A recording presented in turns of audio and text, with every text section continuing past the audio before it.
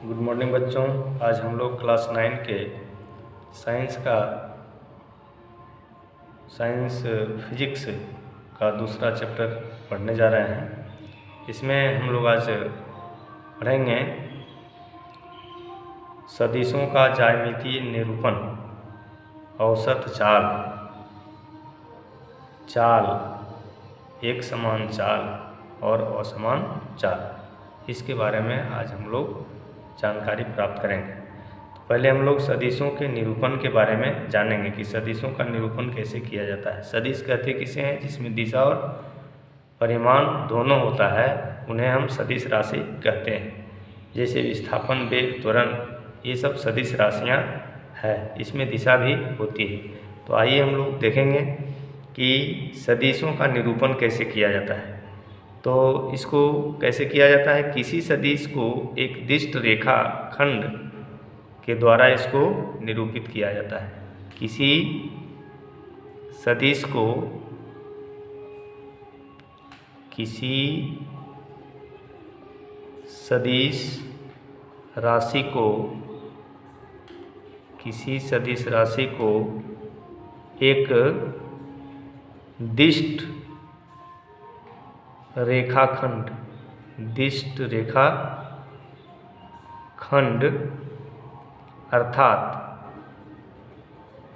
अर्थात एक तीर से निरूपित किया जाता है। सदिश में दिशा भी होती है और परिमाण भी होता है। सदिश के परिमाण के निरूपण के लिए सदिश की लंबाई तय की जाती है। सदिश की लंबाई के द्वारा सदिश का परिमाण होता है। अब जैसे देखिए कि हम लोग कागज़ में जब बनाते हैं तो इसमें जो है ऊपर की ओर जो है इस तरह का लेते हैं, तो इसमें दिशा को दर्शाएंगे तो ऊपर में जो है ये नॉर्थ होता है, उत्तर होता है, और नीचे में जो होता है वो साउथ होता है, दक्षिण होता है, और दाहिनी ओर जो है उसको ईस्ट बोलते हैं, पूर्व बोलते हैं, और बाईं ओर जो होता है वो वेस्ट यानी पश्चिम बोलते हैं। तो इस तरह से चार दिशाओं को इस तरह से निरूपित किया जाता है। आइए हम लोग देखेंगे कि सदिश का निरूपण, जैसे विस्थापन एक सदिश राशि है, इसको हम लोग देखेंगे कि किस तरह से इसका निरूपण हम लोग कर सकते हैं। तो एक चित्र के माध्यम से हम लोग समझेंगे। मान लिया जाए ये मूल बिंदु है और मूल बिंदु इस तरह की जो है विस्थापन दिखाया गया। यहाँ पे हमने लंब डाला, ये बिंदु पर क्या किया? एक लंब डाला। अब जो है यहाँ से कोई वस्तु का विस्थापन है, गतिमान वस्तु का विस्थापन है 1 2 3 4 5, ये मान लिया जाए इसका विस्थापन, पहला विस्थापन S1 है। इसको दूसरा विस्थापन मूल बिंदु के रूप में यहाँ से वस्तु चली है और ये 45 डिग्री का कोण बनाते हुए इस ओर 1 2 3 मीटर। तो S2 ये हो गया, मान लेते हैं ये S सदिश S2, ये रो का चिन्ह देते हैं S2, ये S1, और एक तीसरा जो है ये इस तरह का है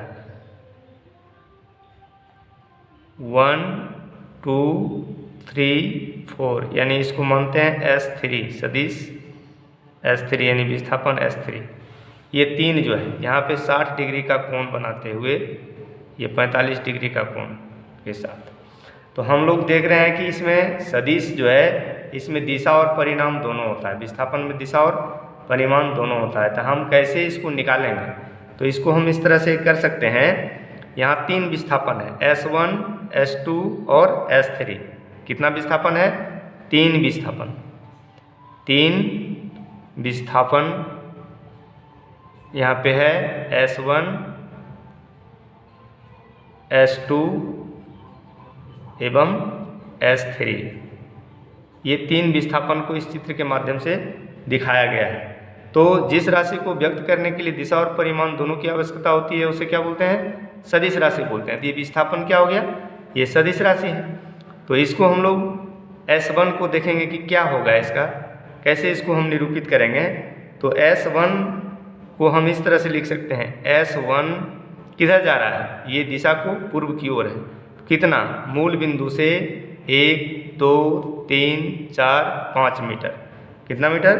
5 मीटर। तो S1 पहला विस्थापन जो हुआ इसके बराबर हम लिखेंगे 5 मीटर। 5 मीटर क्या हो गया?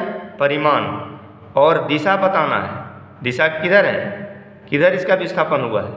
ये पूर्व की ओर हुआ है। तो 5 मीटर पूर्व, ये जो है ये इस तरह से इसको निरूपित करेंगे। S2 सदिश, S2 यानी विस्थापन S2, इसको S2 को देखेंगे, ये किधर है? ये कितना मीटर है? 1 2 3 मीटर। 3 मीटर किधर? दिशा इसका क्या है? तो दिशा इसको हम लोग लिखेंगे S2 में 3 मीटर। 3 मीटर उत्तर पश्चिम, ये उत्तर हो गया, ये पश्चिम, ये दोनों के बीच, यानी दिशा इसका हो गया उत्तर पश्चिम। तो इस तरह से उत्तर पश्चिम यहाँ पे लिखेंगे, उत्तर पश्चिम। इसको इस तरह से भी लिख सकते हैं, N और W माने उत्तर और पश्चिम की दिशा को ये बता रहा है। अब विस्थापन S3, तीसरा विस्थापन जो है वो किधर है? ये देखिए 60 डिग्री का कोण बनाते हुए किधर से किधर है? नॉर्थ और ईस्ट, यानी पूर्व से 60 डिग्री का कोण बनाते हुए, ये पूर्व हो गया, पूर्व की ओर, बाईं ओर। तो इसको इस तरह से लिखेंगे S3 4 मीटर पूर्व से, 4 मीटर पूर्व से 60 डिग्री उत्तर। इस तरह से इसको निरूपित किया जाएगा। इसका निरूपण इस तरह से होता है, 60 डिग्री नॉर्थ ऑफ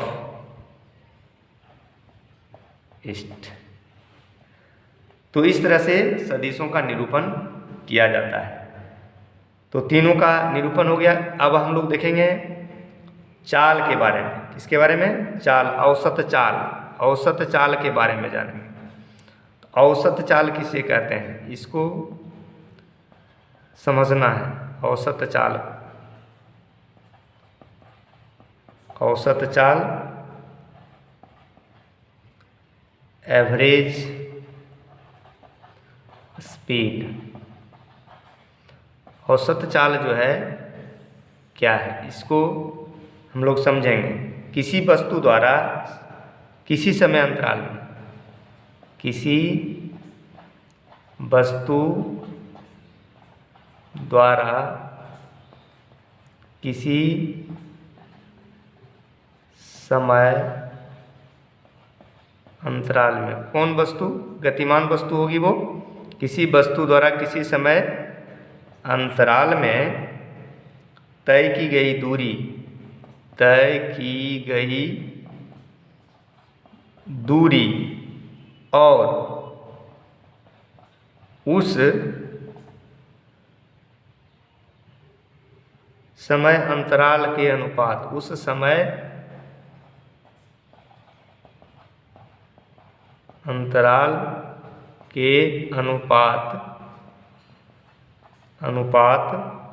को उस वस्तु की औसत चाल कहते हैं। औसत चाल कहते हैं। अर्थात कोई वस्तु, किसी वस्तु के द्वारा जो तय किया गया दूरी है, किसी समय अंतराल में तय की गई जो दूरी है और दूरी तय करने में जो समय लगा है, उस समय अंतराल से उसमें भाग दे देंगे तो उस वस्तु का औसत चाल निकल जाएगा। इसलिए औसत चाल का सूत्र होता है, औसत चाल बराबर होता है तय की गई कुल दूरी, तय की गई कुल दूरी और बटा दूरी तय करने में लगा समय, दूरी तय करने में लगा समय। इससे भाग कर देंगे तो क्या निकल जाएगा, औसत चाल। तो औसत चाल को इस तरह से परिभाषित किया गया है। इसकी परिभाषा को याद करना है। किसी वस्तु द्वारा किसी समय अंतराल में, यानी कोई गतिमान वस्तु के द्वारा किसी समय अंतराल में उसके द्वारा जितनी दूरी तय की गई और दूरी तय करने में जितना समय लगा, तो कुल दूरी में कुल समय से भाग दे देंगे तो उस वस्तु का वो औसत चाल कहलाएगा। तो औसत चाल के बारे में हम लोगों ने सीखा। फिर अब सीखेंगे हम लोग चाल के बारे में। चाल का परिभाषा जानेंगे। चाल, स्पीड। चाल क्या है? किसी वस्तु द्वारा इकाई समय अंतराल, किसी वस्तु द्वारा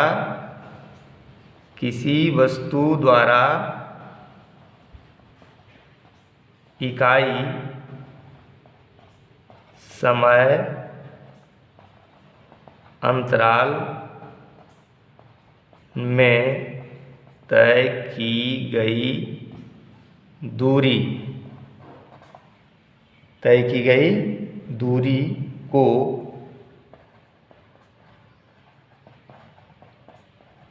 चाल कहते हैं। यानी इकाई समय में, यानी मान लीजिए इकाई समय का मतलब हो गया 1 घंटा, 1 मिनट, 1 सेकेंड में किसी गतिमान वस्तु द्वारा जितनी दूरी तय की गई है वह जो है उसका चाल कहलाएगा।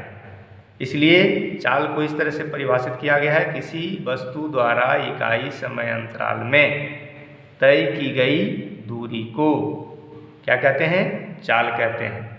तो औसत चाल और चाल के बारे में सीखा। अब हम लोग देखेंगे कि ये जो है एक समान चाल किसे कहते हैं। एक समान चाल के बारे में जानेंगे। एक समान चाल क्या है? एक समान चाल का मतलब चाल से ही एक समान चाल बना है। एक समान चाल हम किसे कहते हैं, इसको समझेंगे। इसको अंग्रेजी में बोला जाता है यूनिफॉर्म स्पीड। यूनिफॉर्म स्पीड यानी एक समान चाल। देखिए, इसको इस तरह से परिभाषित किया गया है। इसका व्याख्या भी करेंगे, समझाएंगे। पहले इसको समझिए कि किस तरह से इसका परिभाषा है, परिभाषित कैसे किया गया है। यदि कोई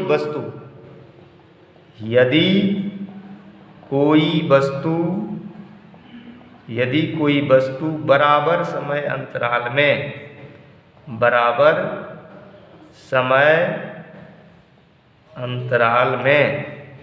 यदि कोई वस्तु बराबर समय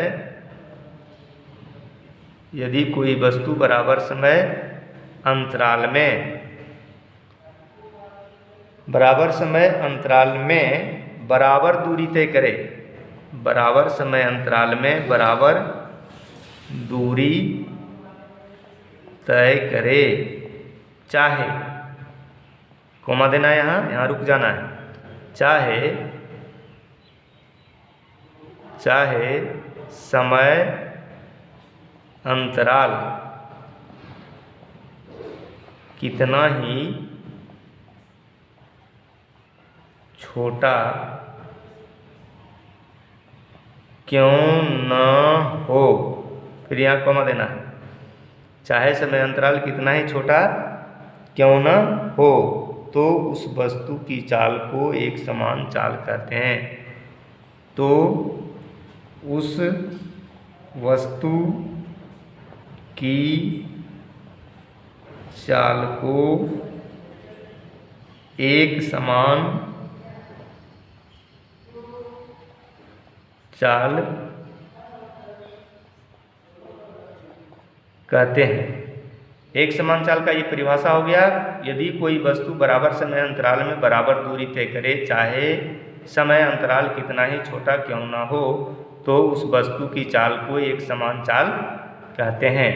अर्थात कहने का मतलब है, अगर कोई गतिमान वस्तु है, अगर मान लिया जाए कि 1 घंटा में 4 किलोमीटर की दूरी तय किया, कितना किया? 4 किलोमीटर की दूरी तय किया, कितना समय में? 1 घंटा में। तो फिर जो है दूसरा घंटा में उसको फिर उसको कुल दूरी हो जाना चाहिए कितना? फिर 4 किलोमीटर, दूसरा घंटा में भी 4 किलोमीटर की दूरी वो तय करना चाहिए। फिर तीसरा घंटा हुआ तो फिर 4 किलोमीटर की दूरी तय करना चाहिए। मतलब 1 घंटा में 4 किलोमीटर, तो फिर दूसरे घंटे में भी 4 किलोमीटर, फिर तीसरे घंटे में भी 4 किलोमीटर, मतलब बराबर समय अंतराल, यानी समय 1 घंटा बीत रहा है तो दूरी कितना तय हो रहा है? 4 किलोमीटर, 4 किलोमीटर, 4 किलोमीटर, या 1 घंटे में 3 किलोमीटर, 3 किलोमीटर, 3 किलोमीटर, इस तरह का जो है दूरी, यानी बराबर समय अंतराल में बराबर दूरी अगर तय किया जा रहा है किसी गतिमान वस्तु के द्वारा, तब जो है ना उसकी चाल को क्या बोलेंगे? एक समान चाल बोलेंगे। तो इसको समझने में कोई परेशानी नहीं हुई होगी। एक समान चाल का मतलब हुआ जब कोई वस्तु बराबर समय अंतराल में बराबर दूरी तय करे। तो इसको याद रखना है, बराबर दूरी तय करे। याद करने के लिए इतना ही पढ़ना है पहले, यदि कोई वस्तु बराबर समय अंतराल में बराबर दूरी तय करे। यहाँ रुकना है, समझना है क्या कहा जा रहा है। यानी कोई गतिमान वस्तु के द्वारा बराबर समय अंतराल में बराबर दूरी तय किया जाता हो, चाहे समय अंतराल कितना ही छोटा क्यों न हो। यानी समय अंतराल 1 घंटा नहीं हो करके वो 1 मिनट हो सकता है, 1 सेकेंड हो सकता है ना, 10 मिनट हो सकता है। प्रत्येक 10 मिनट में बराबर समय की दूरी वो तय करे। तो समय अंतराल कितना ही छोटा हो जाए उसके लिए कोई बात नहीं है। अगर बराबर समय अंतराल में बराबर दूरी तय हो रही है वस्तु के द्वारा, तब उसकी चाल को एक समान चाल कहा जाएगा। अब आइए ठीक इसका उल्टा जो होता है वो असमान चाल के बारे में जानेंगे। किसके बारे में? असमान चाल। असमान चाल क्या है? असमान चाल, असमान चाल इसका जस्ट उल्टा हो जाएगा। असमान चाल जो होगा इसका क्या होगा? उल्टा होगा। ये उल्टा कैसे होगा असमान चाल का? इसको असमान चाल को बराबर समय अंतराल में ये बराबर दूरी तय नहीं कर पाए, बराबर दूरी ये तय नहीं कर पाए। जब कोई वस्तु समान समय अंतराल में, इसका परिभाषा किस तरह से होगा? समान समय अंतराल में, यानी समय अंतराल बराबर हो। जब कोई वस्तु समान समय अंतराल में असमान दूरी तय करे, असमान दूरी तय करे तो उस वस्तु की चाल को असमान चाल कहते हैं। तो उसकी चाल को क्या बोलेंगे? असमान चाल। जैसे बराबर समय अंतराल में अगर 1 घंटा है, समय अंतराल क्या है? मान लीजिए कि यहाँ से यहाँ तय किया दूरी 1 घंटा, कितना में? 1 घंटा में। मान लीजिए ये 3 किलोमीटर की दूरी तय किया। अब फिर यहाँ से यहाँ जो है समय हुआ 1 घंटा, कितना हुआ? फिर 1 घंटा समय लगा। अब ये क्या हो गया? ये 3 किलोमीटर की दूरी पहले घंटे में तय किया, लेकिन दूसरे घंटा में इसकी दूरी हो गया 4 किलोमीटर। तो देखिए बराबर समय अंतराल है, लेकिन दूरी क्या हो रहा है? असमान तय हो रहा है। अब अगला तीसरा घंटा जब जाएगा, पहला घंटा ये हुआ, फिर जो है तीसरा घंटा में अगर चले तो यहाँ पर मान लिया 6 किलोमीटर की दूरी तय किया। तो आप देख रहे हैं कि समय अंतराल बराबर है और दूरी बराबर तय नहीं हो रही है। कभी जो है 3 किलोमीटर एक घंटा में, तो कभी दूसरे घंटे में 4 किलोमीटर यानी बढ़ गया, फिर तीसरा घंटा में 6 किलोमीटर, फिर चौथा घंटा अगर जाएंगे, चौथा घंटा में जाएंगे अगर मान लिया फिर ये हो गया 2 किलोमीटर, ये घट करके हो गया 2 किलोमीटर। ये घट भी सकता है, बढ़ भी सकता है। तो बराबर समय अंतराल में जब बराबर दूरी तय नहीं की जा रही है वस्तु के द्वारा, तब वो वस्तु की चाल को असमान चाल कहते हैं। इस प्रकार से आज की क्लास में हम लोगों ने सदिशों का निरूपण, औसत चाल, चाल और एक समान चाल और असमान चाल के बारे में सीखा। मेरे प्यारे बच्चों, इसे आप लोग याद करेंगे और फिर हम लोग आगे की क्लास में मिलते हैं। लेकिन आप लोगों से मेरा आशा और उम्मीद है कि आप लोग इसको अच्छा से याद करते जाएंगे, ताकि आगे की क्लास में आप लोगों को समझने में कठिनाई ना हो। अगर आप इसे याद ना करेंगे तो फिर जो है न समझने में दिक्कत होगी और ये पढ़ाई जो है न बोझिल होने लगेगा। इसलिए आप लोग इसे याद करते जाएंगे, अपनी नोटबुक में इसको नोट करेंगे और नोट करके बार बार इसको पढ़ करके इसको अपना बना लेना है। इन सारी चीज़ों को जो परिभाषा लिखाया जा रहा है, समझाया जा रहा है, इसको अपना बना लेना है और किताबों का भी सहयोग लेना है। पहले किताब को भी देख करके फिर इसको पढ़ेंगे, या इसको पढ़ करके किताब को भी देखेंगे, तो आसानी से आप सब चीज़ों को समझते हुए जाएंगे और सभी प्रश्नों का उत्तर आप दे सकते हैं। आइए फिर आगे की क्लास में हम लोग मिलते हैं।